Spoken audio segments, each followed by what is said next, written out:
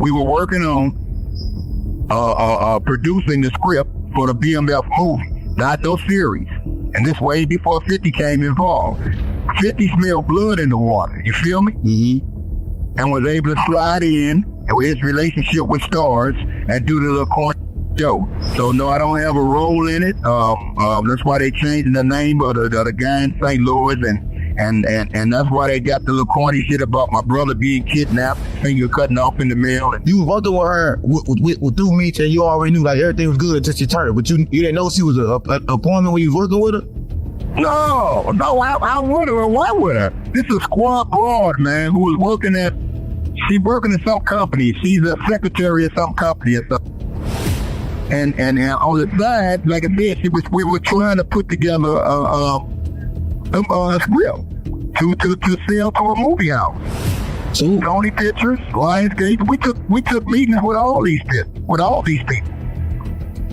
So in the paperwork, and you should have received that paperwork, you'll see a dozen of the emails. And that's what we presented to the court to show that we never had no drug transaction or none of this corny. So how did you meet Tabby? How did I meet Tabby? Yeah. Don't meet. She had to take the meetings with us out in L.A. with the movie houses because she had all this life rights. She's the CEO of Bmf Entertainment, homie. We go back 30-something years. We've been friends since the early 90s. She went to jail and they did the first BMF indictment with my little brother and all them within 2005. My case is the movie in itself, and this is what my attorneys were saying. They were so baffled by all this. They're like, Mr. Galton, this is the movie in itself. Did Meech call you before they came and got you for the indictment, or? Check this out. So you need to have this full story. Right. They came and got me in 2014, but they laid this conspiracy down and she put me with the federal agent to lock in the conspiracy a year prior. But the case wasn't strong enough, so they left me out still trying to build the case. So after about a year, which brought us to 2014, they come get me with the indictment. You understand? So I'm like, what the f*** is this? You understand? Right. So I'm not knowing the play. I'm like, Tabby Collins been beautiful because she's listed as the pay in the paperwork as CS1. So I never even knew who the confidential source was. I don't have no clue in the world is this, bro. So when we get awarded what's called a Frank's hearing, you understand what I'm saying? They got to come forward with all the evidence, including their informant. And so with Big Meech hand is still hit. So my lawyer's like, Mr. Galton, it looked like this Flannery guy, that's Meech's last name, may have something to do with this. I'm cutting my attorneys out. I mean, what you talking about? It's a real, so they like, Mr. Galton, this don't seem right. So then when we set subpoena, when we try to subpoena him, his lawyer wouldn't accept it. So when we try to get an affidavit from him to say that this is not true, about him sending me a truckload of cocaine that they never found, which is the basis of the indictment, or the start of the indictment, you understand what I'm saying? He would never respond. So they indicted you on how many kilos? How many kilos did they say they're supposed to be coming to you? They ended up indicting me on 10 kilos of heroin, 10 kilos of cocaine. But initially what started in the first affidavit was a truckload of cocaine. Now keep in mind they never get any drugs. And it was the government portraying to be the drug suppliers. But see, Meech could have killed this from the beginning. But now I know why he did come forward. Because he is secretly offered. And that's why he's listed in the paperwork as my unindicted co-conspirator. So they got a lawyer I found a long time ago, Mr. Galton.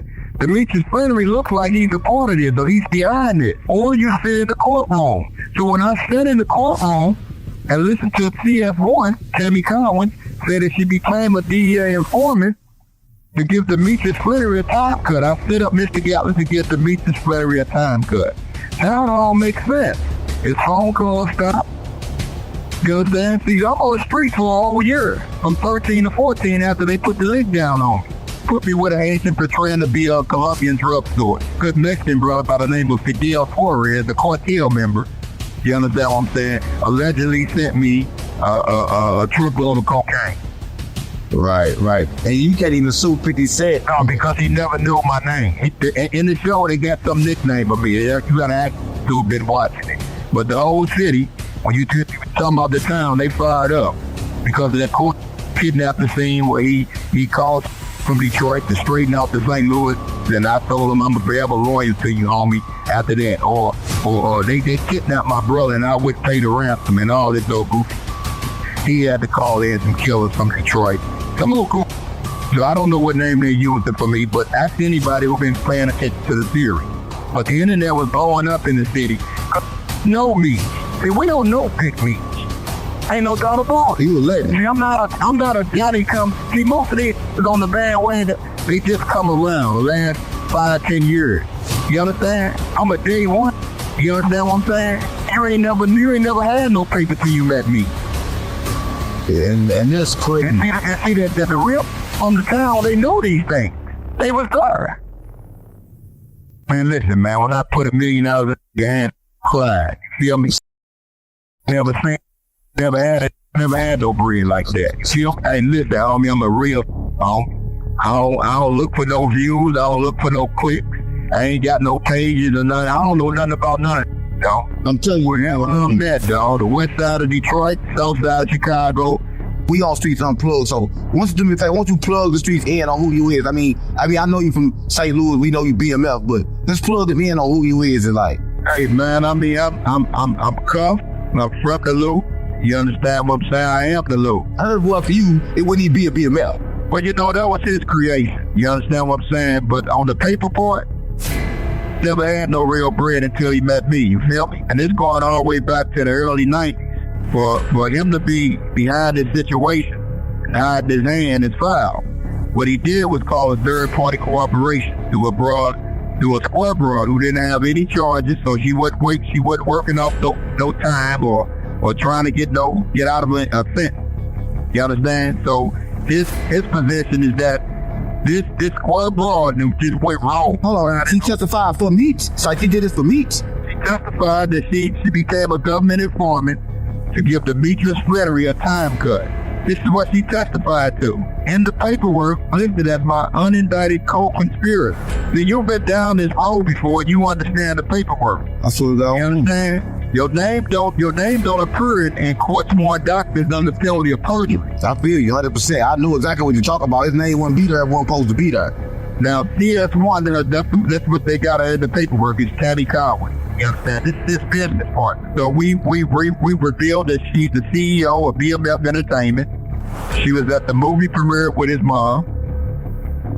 And her handler was an agent by the name of Jack Harvey. This is a coincidence. Now, Jack Harvey was the lead investigator, the lead DA, the prosecutor of BMF. He brought the indictment. So he brought everybody that. This sounds kind of fishy, right? I mean, it sounds like me. So I know in the feds, right? You can have somebody snitch for you, so it won't show up on your record, right? It won't show that you a snitch, but you get it down on third party cooperation. Yeah, but you get it down with departure from it though, like a rule 35 or something like that, right? There you go, right? All right, there you go. Like I said, you popped it. Unfortunately, you've been through it. Right. Yeah, you will get the down with departure. But see, they're down with departure. They're down with departure went in the toilet with you. You got caught. The agent. Special Agent Keith Clover. Wow. So when the DOJ sees her telephone, her phone, they was actually able to pull up text messages and photos of the agent and her in the bed naked and all these things. Went in the trash. So the DU went in the trash, and that's why he did the extra time. They're taking a long time to get out a little bit. They kind of looking for the information like, oh no. The deal was a no-go. He get no time off from his business partner setting me up. So you just stick for nothing. So you were in jail basically for nothing. He didn't even get nothing from it. There you go, man. No. You came to the right place. Because I'm looking for 5 artists that want to do the most exclusive thing ever. Check it out. In Texas, in the Magic, World also States, come down. 4-day studio, record a song with #1 industry producer, Sean for Army. Y'all know Sean for Army. He did stuff with Sexy Red and Lil Dirt. And Young Gunner. We only looking for 5 people. If that's you, sign up now. What you got to lose? Nowhere else. Can you get all of this? I swear to God, my mom. Yeah.